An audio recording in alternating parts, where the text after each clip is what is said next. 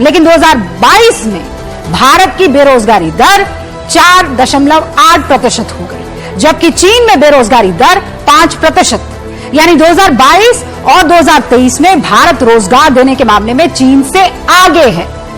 अब हो सकता है राहुल गांधी 2021 में ही रह गए हों, या फिर उन्होंने मनमोहन सिंह के कार्यकाल की बेरोजगारी दर को याद कर रखा हो, क्योंकि जब देश में मनमोहन सिंह की सरकार थी तब चीन के मुकाबले भारत में बेरोजगारी दर दोगुनी थी, ये सच है। 2013 में भारत में बेरोजगारी दर 8.1% थी, चीन में सिर्फ 4.6 थी। 2014 में भारत में बेरोजगारी दर 8% थी, चीन में सिर्फ 4.6%। और ये सारे आंकड़े विश्व बैंक के हैं, ना चीन के हैं ना भारत सरकार के हैं। अब राहुल गांधी ने इन आंकड़ों को पढ़े बिना अपने विचार रख दिए हैं या डेटा देखकर भी वो अनजान रहे हैं, ये उनकी टीम ही बता सकती है, वो खुद ही बता सकते हैं। भारत में दुनिया के सबसे ज्यादा युवा रहते हैं और इसलिए यहां पर जो बेरोजगारी की त्रासदी है वो भयावह है, वो टिकिंग टाइम बॉम्ब है। बीजेपी की राज्य सरकारों ने और खुद बीजेपी की केंद्र सरकार ने बेरोजगारी को भयावह बना दिया है। हरियाणा में 10 साल सत्ता में रहने के बाद जब आज चुनाव के मुहाने पर हम पहुंचे हैं तो हरियाणा की बेरोजगारी मुंह बाकर खड़ी है। वहां के लोग या तो इजराइल के युद्ध क्षेत्र में जाने को तैयार हैं या बेचारे डंकी करने को मजबूर हैं, नहीं तो सफाई कर्मचारी बनने को भी तैयार हैं। 5,000 सफाई कर्मचारियों के पद निकले, जिसमें से 46,000 ऐसे आवेदन आए जो पोस्ट ग्रेजुएट और ग्रेजुएट थे। 6,000 पोस्ट ग्रेजुएट्स ने और 40,000 ग्रेजुएट्स ने आवेदन दिया। 1,20,000 इसमें से 12वीं पास भी थे जिन्होंने इस पद के लिए आवेदन दिया। यहां तक कि एक टीचर जो 10-12,000 कमाता था वो भी इस कच्ची नौकरी के लिए उसने भी आवेदन दे डाला। ये असलियत है हरियाणा की। और हरियाणा ही क्यों, देश का क्या हाल किया है नरेंद्र मोदी जी ने। जिस आईआईटी को टिकट टू सक्सेस माना जाता था, आईआईटी में होने का मतलब दुनिया के सारे सपने पूरे हो जाएंगे, हमने दुनिया पार कर ली, उस आईआईटी में आज आईआईटी मुंबई में पिछले साल जिस आईआईटी में 18% प्लेसमेंट नहीं हुए थे छात्रों के, अब 25% छात्रों के प्लेसमेंट नहीं हुए। नमस्कार साथियों, मैं आपका दोस्त अशफाक अहमद और आप देख रहे हैं देशभक्त चैनल।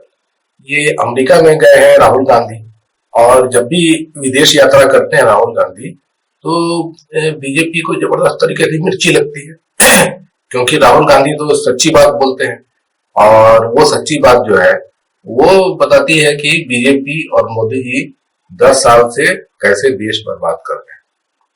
तो इस बार भी अमेरिका गए हुए हैं राहुल गांधी, तो जबरदस्त तरीके से अटैक हो रहे हैं राहुल गांधी पे कि कैसे हिम्मत हुई राहुल गांधी की कि देश का नाम खराब कर रहा है विदेश में जाके। हमेशा बीजेपी यही बोलती है कि राहुल गांधी विदेश में जाके देश का नाम जो है वो खराब करते हैं, देश को बदनाम करते हैं। हकीकत क्या है कि हकीकत यह है कि राहुल गांधी सच बोलते हैं। अब 10 साल से मोदी जी ने जो हालत खराब कर दी है देश की, वो आपके सामने है। देश में इतनी बेरोजगारी है, ऐसे बेरोजगारी दुनिया में आपको कहीं नहीं मिलेगी। क्योंकि अभी रिपोर्ट आई थी आईएलओ की कि 84% युवा जो पढ़ के कॉलेज से निकलते हैं वो बेरोजगार है। और बेरोजगारी दर जो है सरकार कुछ भी दिखाए, लेकिन हकीकत यही है कि आज नौकरी किसी को नहीं मिलती है। अगर कहीं नौकरी निकलती है तो आपने देखा होगा कि जैसे गुजरात में एक कहीं नौकरी निकली थी प्राइवेट, वहां पर कुछ शायद 400-500 लोगों की भर्ती होनी थी और मालूम चला कि लाखों लोग युवा पहुंच गया वहां नौकरी के लिए। ऐसे ही और भी जगहों पे आपने देखा, महाराष्ट्र में जैसे बिहार में, और जब भर्ती की परीक्षा होती है तो उसमें भी आप देखते हैं कि जैसे 20,000 भर्ती का होगा तो मालूम चला कि 50 लाख उम्मीदवार जो है वो पहुंच गए, एग्जाम दे रहे हैं, ट्रेन में भर भर के जा रहे हैं, है ना, आप देखते हैं ना। और मालूम उसके बाद में भी वो नौकरी होती नहीं है क्योंकि पर्चा फूट जाता है सबसे पहले। तो बहुत विकट समस्या है और ये भाजपा अभी भी मानने को तैयार नहीं। और जहां तक नाम खराब करने की बात है तो मोदी जी नाम खराब करते हैं, बोलते हैं 2014 के पहले जो पैदा हुआ था देश में उसको शर्म आती थी। ये मोदी जी एक जगह नहीं कई जगह विदेशों में बोल के आए और अभी अभी तो गए थे उधर रशिया, वहां पे भी तो ऐसे ही बोल के आए कि पहले अंधकार था पूरे देश में, मोदी जी आए तो रोशनी लेके आए 2014 में। ऐसा शर्मनाक बयान देते हैं, तो कौन नाम खराब कर रहा है? ये हमारे देश में जो 2014 के पहले जितना भी काम हुआ वही तो काम हुआ है। 10 साल में मोदी जी ने कुछ क्या काम किया, आप बता दिए, गिना दिए मोदी जी के काम। मोदी जी के काम तो वही है, बर्बाद करने वाले, नोटबंदी, गब्बर सिंह टैक्स, लॉकडाउन, काले कानून और हर जगह जीएसटी लाद के रखे हुए हैं। और इसके अलावा भ्रष्टाचार, और उसके बाद में जो अपराधी होते हैं, जो बलात्कारी होते हैं, तो उनको अपने शरण में लेना, उसके बाद में सरकार तोड़ना, नेताओं को खरीदना, और जो नेता नहीं खरीदे उसको डर दिखाओ, ईडी, सीबीआई, आईटी, सबको तो बर्बाद कर दिया मोदी ने। चुनाव आयोग को भी नहीं छोड़ा, और यहाँ तक कि जुडिशरी में भी मोदी जी के सब पहुंच बहुत ज्यादा ऊंचे तक, तो जुडिशरी में भी जो है न्याय नहीं मिलता है। तो ऐसी हालत पूरे देश में कर दी है मोदी जी। उसके बाद में किसी को भी पकड़ के जेल में डालो, मतलब जैसे पत्रकारों को, जो बीजेपी, जो दूसरे पार्टियां, विपक्षी पार्टियां हैं, उनको तो, उनके नेताओं को तो जेल में डालते ही हैं जो उनकी बात नहीं मानते। उसके अलावा आवाज दबाने के लिए पत्रकारों को भी नहीं छोड़ते हैं मोदी जी। और तो आप देखे होंगे, उमर खालिद हो गया, शर्जील इमाम हो गया, ऐसे ऐसे लोग जो है जेल में पड़े हुए हैं बिना किसी वजह के, बिना किसी ट्रायल के, जबरन 4-4 साल से पड़े हुए, 5-5 साल से पड़े हुए। तो ये जुडिशरी का ही उस मिली भगत है ना, कि बेल उनको क्यों नहीं मिलता है, क्योंकि सुप्रीम कोर्ट में जब भी सुनवाई होगी किसी न किसी बहाने टल जाती है। आपने देखा वो ये शर्जील इमाम और ये उमर खालिद का हर बार वो टल जाता है, इतने साल से बेचारे जेल में पड़े, कोई उनके खिलाफ कुछ है ही नहीं, और फिर भी जेल में पड़े हुए। तो ये हालत मोदी जी ने करके रखी हुई है, तो हकीकत यही है ना। तो इसका मोदी जी क्या है कि जवाब तो दे नहीं सकते हैं, और वो वैसे भी झूठ बोल के तो आए थे 2014 में कि 2 करोड़ नौकरियां हर साल दूंगा, तो सब ऐसा कर दूंगा, वैसा कर दूंगा, किसानों की आय दोगुनी कर दूंगा, सबके पक्के मकान हो जाएंगे, ऐसे झूठे वादे किए थे। लेकिन उनको करना नहीं है, क्योंकि आरएसएस, बीजेपी, संघ परिवार, इनका ऐसा कोई भी एजेंडा नहीं है कि देश की तरक्की कर जाए। अगर कुछ कर देते भी है मोदी जी, तो वो मजबूरी में देते हैं या फिर वोट बटोरने के लिए। तो 80 करोड़ जनता को अनाज मुफ्त में देते हैं, तो ये कौन सा तीन मार रहे हैं? ये तो योजना जो है, ये तो कांग्रेस का था ना, यूपीए का, कि फूड गारंटी है ना, फूड सिक्योरिटी, ये तो यूपीए का था, वही तो मोदी जी कर रहे हैं। उसके अलावा क्या कर रहे हैं?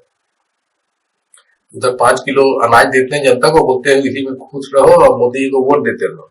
और दूसरी तरफ आप देखेंगे कि अडानी और अपने मित्रों को जितना भी भ्रष्टाचार का तरीका हो सकता है, सब तरीका इस्तेमाल करके और उनको फायदा पहुंचाते हैं। तो इन लोग जो है दुनिया के सबसे अमीर लोग जो है हमारे देश में हो गए हैं आज के डेट में। 10 साल में अमीरों की संख्या बढ़ गई, उनके पैसे बढ़ गए, ये सब मोदी जी की कृपा है। अब बताइए कि अडानी के जो शेयर जिस तरीके से उछाल के आए, उसकी क्या वजह थी? उसकी वजह ये थी कि अडानी घपले कर रहा था, पैसे घुमा रहा था हवाला के जरिए, विदेशों से घुमा के, और अपने ही शेयर खुद खरीद रहा था, है ना, अपने ही पैसे से अपने शेयर खुद खरीद रहा था। तो ये तो बहुत बड़ी घोटाला है, क्योंकि ऐसे में क्या होता है कि शेयर का दाम बढ़ जाता है। तो जो शेयर अडानी का 900 रुपए का भी नहीं था, वो मार्केट में बिक रहा है 4,000, 4,500 के ऊपर, है ना। ये तो आप देखते हैं, तो हिंडनबर्ग ने पकड़ा था, तब जाके अडानी का शेयर कम हुआ था, लेकिन अभी भी ज्यादा है उसका दाम। और ये घपले जो हो रहे थे, तो हमारे देश में ऐसे घपलों को रोकने के लिए जैसे securities and exchange control board बना हुआ है ना, सेबी, तो वो मोदी जी ने खुद वहां पे माधवी पूरी बुश को बैठा दिया, जो गुजरात मॉडल जो है वहां पे फॉलो कर रही है। तो अडानी के शेयर पे रोक लगाने के बजाय खुद ही अडानी के पैसे शेयर में पैसा लगाई हुई थी। ये सब खुलासा हुआ ना। और उसके अलावा उनको और भी तरीके से फायदे हो रहे हैं, जैसे ICICI बैंक के पैसे मिल रहे हैं, किस बात के मिल रहे हैं, ऐसे ही और भी जगह से कैसे उसको पैसे मिल रहे हैं, और जबकि उसको तनख्वाह तो सरकार की तरफ से मिलती है, सरकार ने उसको अपॉइंट किया। तो घोटाला जो है वो वहीं पे दिखता है कि जो पुलिस है वही चोर बना हुआ है। तो ये पूरा सब दिखता है देश में, ऐसा मोदी की जिम्मेदारी। अब बात करें जो हरियाणा चुनाव है, तो जबरदस्त तरीके से वहां पे चल रहा है रस्साकशी। तो कांग्रेस का तो खैर मतलब एज है ही, और कांग्रेस जो है वो अपनी सरकार बना लेगी। जितने भी ओपिनियन पोल आ रहे हैं उसमें बता रहे हैं कि 60 सीट कांग्रेस ऐसे ही जीत जाएगी, 90 वहां पे टोटल सीट है। लेकिन फिर भी राहुल गांधी चाहते थे कि तुम भाजपा बिल्कुल उसको एक भी सीट ना मिले, तो बोले ठीक है हम अलायंस भी करेंगे। तो आम आदमी पार्टी से बात चल रही थी, क्योंकि वहां जितनी भी विपक्षी पार्टियां हैं तो कांग्रेस के बाद में आम आदमी पार्टी का ही प्रयास है। बाकी पार्टियां जो है वो बहुत कम है, समाजवादी पार्टी का 1-2 सीट का उम्मीद हो सकता है इस तरीके से, लेकिन आम आदमी पार्टी का 4-5 सीट जीत सकती है। तो अलायंस की बात चल रही थी, तो पहले खबर आई कि टूट गया अलायंस, फिर खबर आया कि राघव चड्ढा जो है बात कर रहे हैं KC वेणुगोपाल से, अब बात बन गई है 5 सीटों पे। उसके बाद फिर खबर आया कि कुछ बात नहीं बनी, ऐसे चल रहा है। तो अभी लेटेस्ट खबर तो यही है कि बात अभी बनी नहीं है, क्योंकि आम आदमी पार्टी ने 20 सीट पे अपने उम्मीदवार घोषित कर दिए और कांग्रेस ने भी 3 लिस्ट निकाल दी है। तो अलायंस शायद नहीं हो, लेकिन कांग्रेस तो खैर जीत ही रही है हरियाणा में, इसमें कोई शक की बात। वहां विनेश फोगाट को कांग्रेस ने ले लिया, बजरंग पुनिया को ले लिया, तो कांग्रेस की स्थिति बहुत ज्यादा मजबूत हो गई है।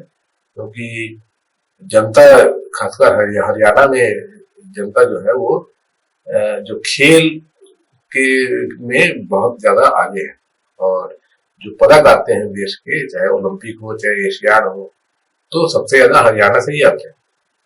तो विनेश फोगाट जो है वो बहुत ज्यादा पॉपुलर है हरियाणा में, कहीं से भी खड़े हो तो जीत जाएंगे। तो उनको भी जुलाना सीट से कांग्रेस ने नॉमिनेट कर दिया है, तो वो तो आराम से जीत जाएगी, कोई दिक्कत की बात ही नहीं है। और बजरंग पुनिया को किसान अपना विंग का कांग्रेस का उनको चेयरमैन बना दिया है। तो किसानों का जो है मुद्दा वो भी हरियाणा में खासकर बहुत ज्यादा है, उसका भी फायदा जो है कांग्रेस को मिलने वाला है। तो कुल मिला के हरियाणा तो जीतेगी ही कांग्रेस, उसके अलावा जम्मू कश्मीर, महाराष्ट्र और झारखंड, यहाँ भी इंडिया अलायंस जीतेगा, तो पक्की बात है। क्योंकि भाजपा का राज सबने देख लिया और भाजपा को जनता नकार रही है, क्योंकि भाजपा जो है वो सिर्फ अपना जेब भरती है, भ्रष्टाचार करती है, जनता के मुद्दे नहीं सुनती है, जनता की हालत खराब होती जा रही है।